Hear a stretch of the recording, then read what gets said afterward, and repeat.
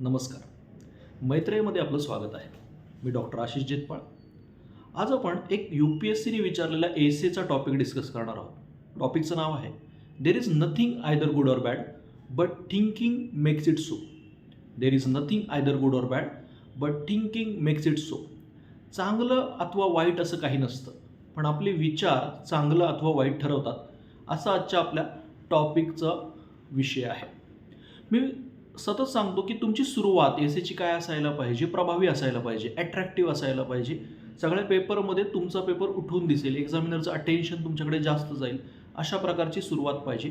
त्याच्यासोबत तुम्हाला तो टॉपिक पूर्णपणे कळला आहे, त्या टॉपिकला तुम्ही डायरेक्टली हिट करताय, अशी ती सुरुवात पाहिजे. म्हणजे अरे हे काय लिहिलेलं आहे आणि त्याचा टॉपिकशी काय संबंध, असा प्रश्न निर्माण व्हायला नको. त्या दृष्टीने या टॉपिकच्या कंटेक्स्टमध्ये there is nothing either good or bad या टॉपिकच्या कंटेक्स्टमध्ये मला एक सुरुवात आठवते, ती पंचायत वेब सिरीजमधील आहे. तुम्ही बघितली असेल, ग्रामीण भारतातील जी पंचायत राजव्यवस्था आहे त्याचं अत्यंत वास्तवदर्शी चित्रीकरण करणारी एक वेब सिरीज आहे पंचायत.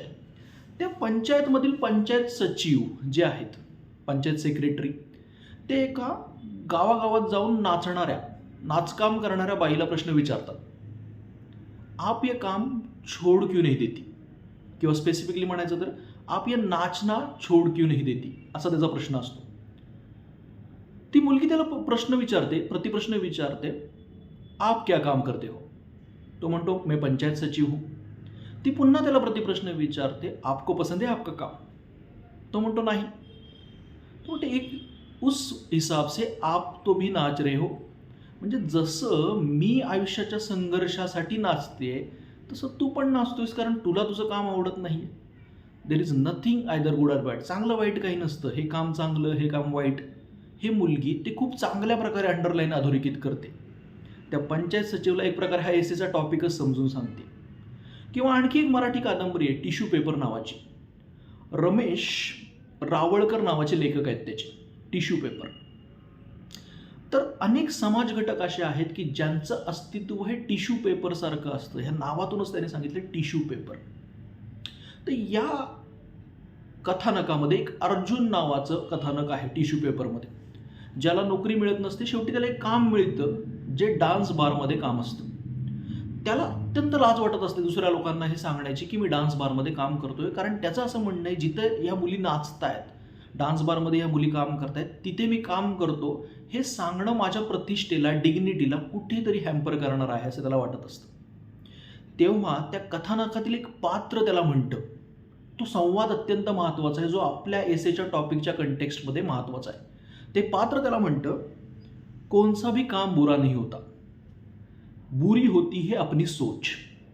कोणसा भी काम बुरा नहीं होता, बुरी होती है अपनी सोच. वहाँ पर लेडीज नहीं काम करती बल्कि उनकी गरीबी काम करती है.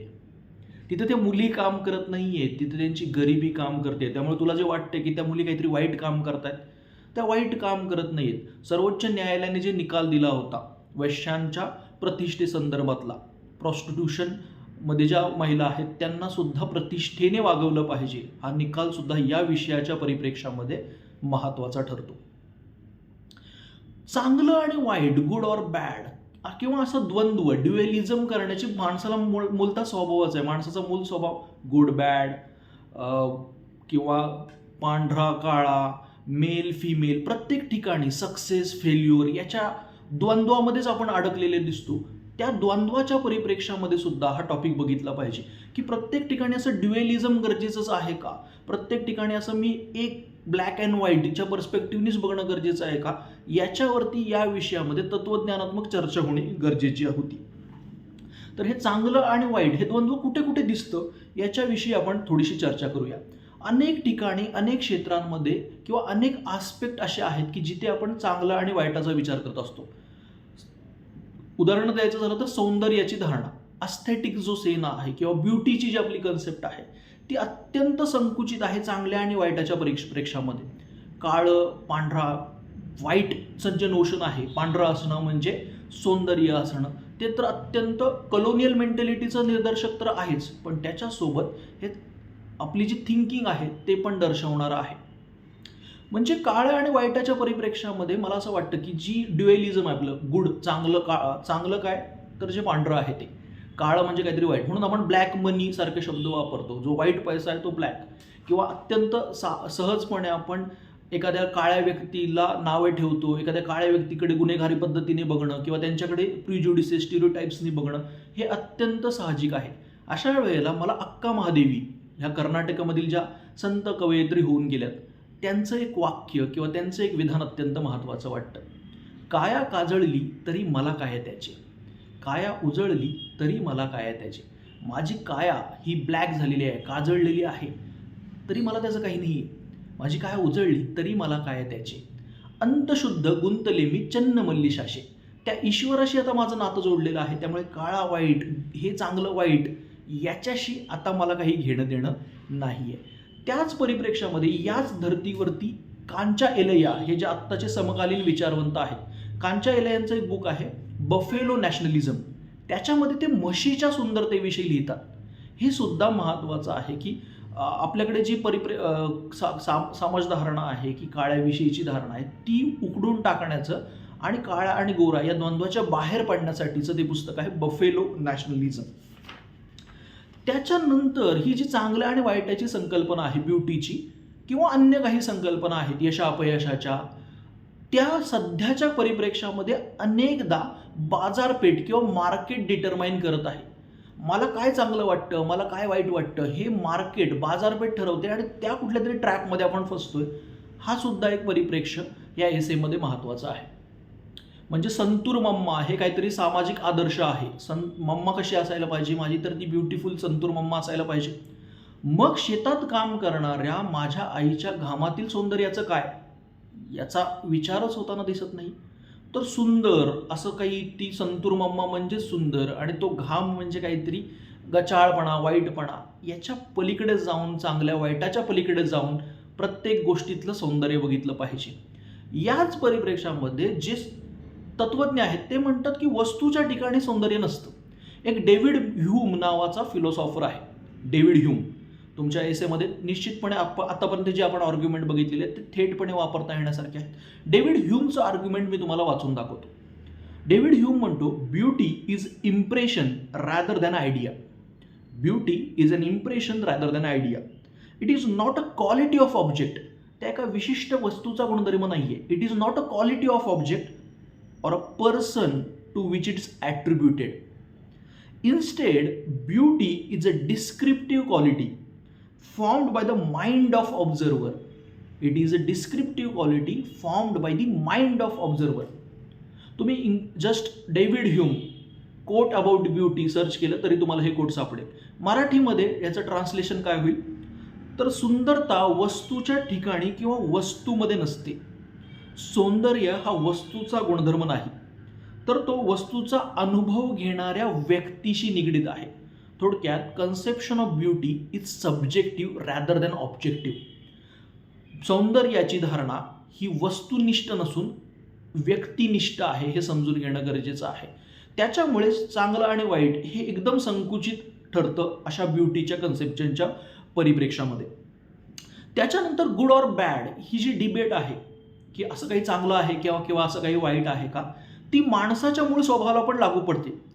तत्वज्ञानामध्ये what is the true nature of human being, माणसाचा मूळ स्वभाव काय आहे याच्याविषयी अत्यंत डिटेल अशी चर्चा आहे की माणूस मूलतः चांगला आहे की माणूस मूलतः अत्यंत वाईट, क्रूर प्राणी आहे. म्हणजे उदाहरणच द्यायचं झालं तर चीनमधील कन्फ्युशियस नावाचा तत्वज्ञ फेमस होता. कन्फ्युशियसचे दोन शिष्य होते. कन्फ्युशियसचे दोन शिष्य होते. एकाचं नाव होतं मेन्सियस आणि दुसऱ्याचं नाव होतं सुंजी. तर त्यातल्या मेन्सियसचं म्हणणं होतं माणूस हा मूलतः अत्यंत चांगला प्राणी आहे, त्याच्यामध्ये चांगले चांगले कॅरेक्टर आहेत, व्हर्च्यूज आहेत. तो शुंजी म्हणतो नाही, माणूस अत्यंत क्रूर, वाईट, क्रुएल ॲनिमल आहे. म्हणजे गांधीजींना ह्याच्यावर विचारलं तर गांधीजी म्हणतील माणूस हा मूलतः काय आहे, चांगला प्राणी आहे. त्याच्यामुळेच ते हृदय परिवर्तनावरती बोलतात, माणसाच्या माणुसकीवरती, माणसाच्या चांगुलपणावरती ते विश्वास ठेवतात. लिओ टॉल्स्टॉय म्हणतो the kingdom of God is within you. ईश्वराचं राज्य तुमच्या हृदयात आहे. थोडक्यात त्यांचं असं म्हणणं आहे की प्रत्येक माणसामध्ये एक ईश्वर बसलेला असतो. मग आता या निबंधाच्या परिप्रेक्ष्यामध्ये या चर्चेचं काय करायचं? खरंच माणसं either good or either bad असतात का? तर मला असं वाटतं की either good or either bad माणसांना परत एकदा ते विचारच ठरवतात. असं म्हटलं जातं, देव देव हे धनुष धनुष हे, देव देव हे धनुष धनुष हे, दोनों ओर जा सकता मनुष्य हे. देवत्वाकडे आणि दानवादकडे, राक्षसाकडे माणूस जाऊ शकतो. कोण ठरवतं देवत्वाकडे जायचं की दानत्वाकडे जायचं? तर माणसाचे विचार ठरवतात. असं ही द्वंद्वाची संकल्पना जी आहे गुड ऑर बॅड, तर सुख हॅपीनेस आणि दुःख सॅड किंवा सॉरो याला पण आपण अप्लाय करतो. सुख आणि दुःख हे द्वंद्व ड्युएलिझम मानवी जीवनात दिसून येतं. बऱ्याचदा सुख म्हणजे चांगलं, सुखवादी जे आहेत हेडोनिस्ट आहेत ते तर म्हणतात की all human beings aspire for happiness. Epicurus नावाचा तत्वज्ञ होऊन गेलाय जो हेडोनिस्ट किंवा सुखवादी म्हटला जातो. तो म्हणतो all human beings aspire for happiness. तर म्हणजे याचा अर्थ काय? सगळं हे जग जे आहे ते हॅपीनेसच्या मागं जातं. दुःख हे विसरण्याचं किंवा घालवण्याचा प्रयत्न असतो. पण एक निसर्गदत्त महाराज आहेत ते असं म्हणतात, सुख माणसाला झोपवतं तर दुःख माणसाला खडबडून जागं करतं. थोडक्यात मानवी जीवनात दुःखाची सुद्धा युटिलिटी उपयुक्तता आहे. दुःख अनेकदा आपल्याला विचार करायला भाग पाडतं. कोविड-19च्या दुःखाने आपल्याला माणूस असणं म्हणजे काय, माणूसपणाची मूल्य काय याच्याकडे पाहायला, अधिक डोळसपणे पाहायला निश्चितपणे मदत केली. त्यामुळे मला असं वाटतं सुख दुःख याच्यामध्ये पण आयदर गुड ऑर बॅड काही नसतं. तुम्ही कशा पद्धतीने त्याच्याकडे बघताय याच्यावरती ठरतं. त्याच्यानंतर यात आणखी एक परिप्रेक्ष्य लक्षात घेतला पाहिजे. माझी चांगलीपणाची किंवा माझी वाईटपणाची गुड ऑर बॅडची जी कन्सेप्ट आहे ती माझी संस्कृती ठरवण्यात मोठ्या प्रमाणात हातभार लावते. त्याला कल्चरल रिलेटिव्हिझम असं आपण म्हणतो. सांस्कृतिक सापेक्षतावाद म्हणजे माझ्या संस्कृतीनुसार एखादी गोष्ट गुड असू शकते, माझ्या संस्कृतीनुसार एखादी गोष्ट बॅड असू शकते. एकच गोष्ट एक वेगळी संस्कृती चांगल्या पद्धतीने बघू शकते, दुसरी संस्कृती वाईट पद्धतीने बघू शकते. आफ्रिकेमधील एक मसाई नावाची जमात आहे जिचं उदाहरण या परिप्रेक्ष्यामध्ये संयुक्तिक आहे.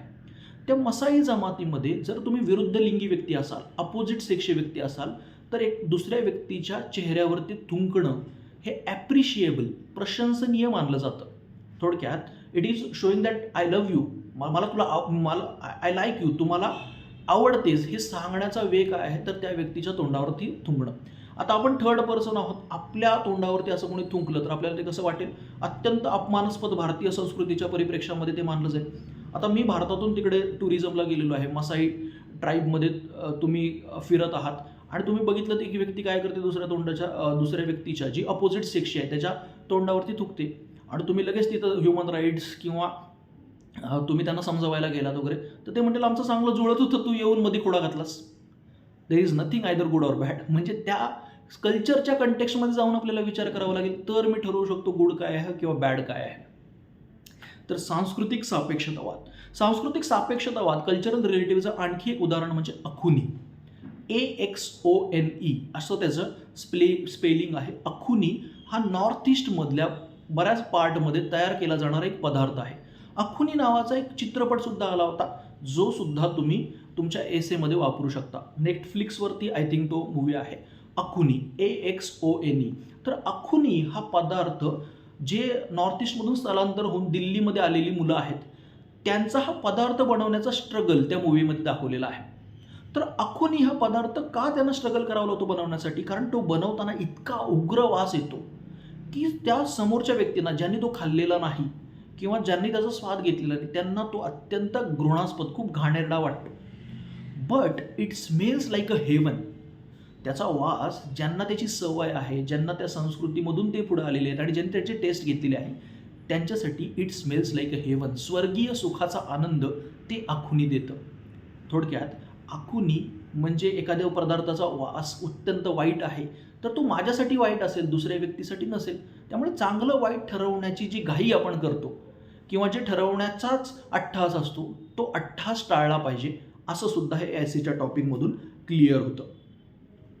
त्याच्यानंतर आता एक लक्षात घेतलं पाहिजे की ह्या टॉपिकच्या परिप्रेक्ष्यात आपण बोलल्यानंतर या टॉपिकच्या अगेन्स्ट किंवा अल्टरनेट पर्स्पेक्टिव्ह पण दिला पाहिजे. प्रत्येक ठिकाणी मी असं नाही म्हणू शकत देर is nothing either good or bad. काही ठिकाणी निश्चितपणे मला चांगुलपणाच्या मागे जर जायचं असेल तर आयदर गुड ऑर बॅडमध्ये सिलेक्ट करावं लागतं. सॉक्रेटिस असेल, गांधी असतील, ते निश्चितपणे म्हणतात की yes, there are certain values that are really good. Gandhiji म्हणतात ट्रुथ इज अ गॉड, सत्य हाच ईश्वर आहे. तर सत्य त्यांच्यासाठी निश्चितपणे चांगलीच गोष्ट आहे. थोडक्यात हा एक परिप्रेक्ष्य एसेमध्ये यायला पाहिजे की हां, बरोबर आहे तुमचं, हे जी आपली संकुचित धारणा आहे चांगल्या आणि वाईटाची, त्याच्या पलीकडे गेलं पाहिजे. पण त्याच्याही पलीकडे जाऊन निश्चितपणे जर चांगला माणूस मला बनायचा असेल तर काही गोष्टींना चांगलं, काही गोष्टींना वाईट म्हणण्याचं धाडस पण सुद्धा, करेज पण माझ्याकडे असलं पाहिजे. शेवटाकडे येताना मला असं वाटतं, कबीर मला इथे खूप उपयुक्त किंवा संयुक्तिक वाटतो. त्याचा एक दोहा आहे, त्याने आपण या एसेची शेवट करू शकतो. तो म्हणतो, बुरा जो देखन मे चला, बुरा जो देखन मे चला. मी वाईट बघण्यासाठी, जगातील वाईटपणा शोधण्यासाठी, बुरेपणा शोधण्यासाठी चाललेलो आहोत. बुरा न मिले कोय, मला कोणीच वाईट, कोणीच बुरा व्यक्ती मिळाला नाही.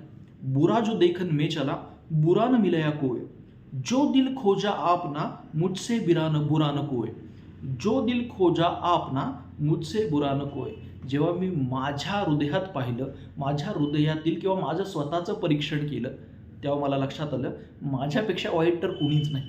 थोडक्यात गुड ऑर बॅड हे जे दुसऱ्या ऑब्जेक्टवरती, दुसऱ्या व्यक्तींवरती आपण इम्पोज करण्याचा प्रयत्न करतो, त्याच्या पलीकडे जाऊन स्वसुधारणेला, सेल्फ रिफॉर्मला, स्वतःच्या आयुष्यात आणखी चांगल्या सुधारणा, आणखी चांगल्या विचारांकडे जाण्याला नक्की वाव असतो, हे कबीर सुचवतं.